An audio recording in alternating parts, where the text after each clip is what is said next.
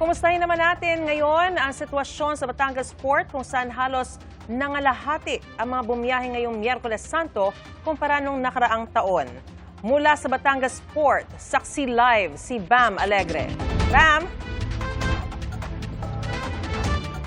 Maris, magandang gabi. Ganun nga yung sitwasyon sa maghapon, no? Matumal yung foot traffic dito sa Batangas Port. Pero ngayon mag-aalas 10 ng gabi, biglang nagsidatingan yung mga pasahero. Makita ninyo ating likuran, may mga pila. No? So ito yung sitwasyon ngayon dito sa Batangas Port.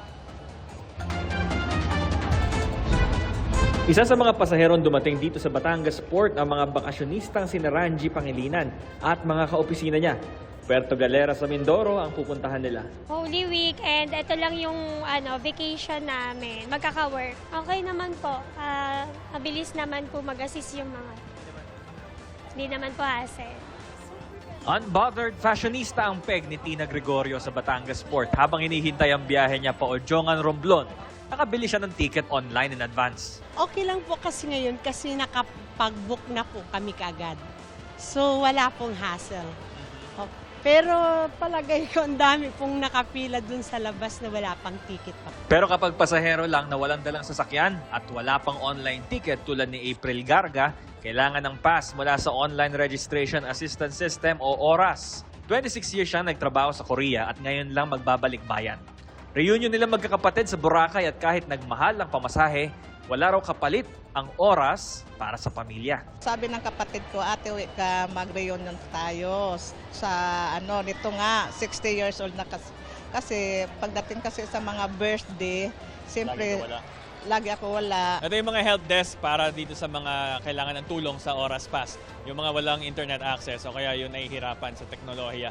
Kukunan lang sila ng valid ID o kaya ng kanilang larawan, pipili ng biyahe na gusto nila, at pag nabigay na yung QR code, pipila na sila sa ticketing office, mabilis lang at sigurado na ang biyahe.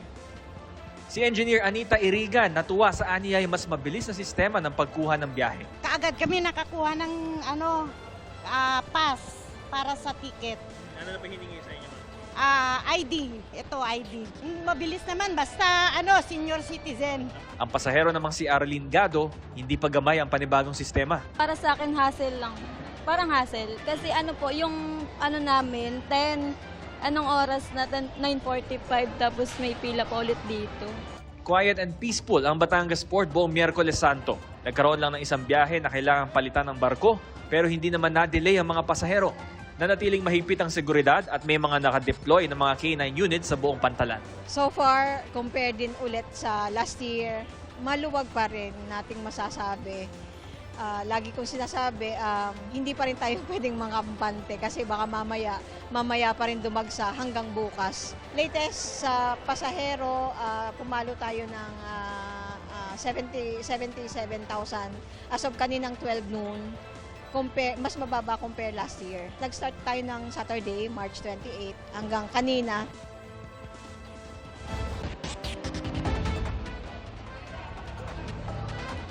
Marisa, bagamat yun nga, buong hapon na hindi ganun karami ang tao, ito pinaghandaan naman ito ng pamunuan ng Batangas Port. At kahit may pila rito, ito naman ay definite na may masasakyan sila sa tulong na rin ng kanilang online system.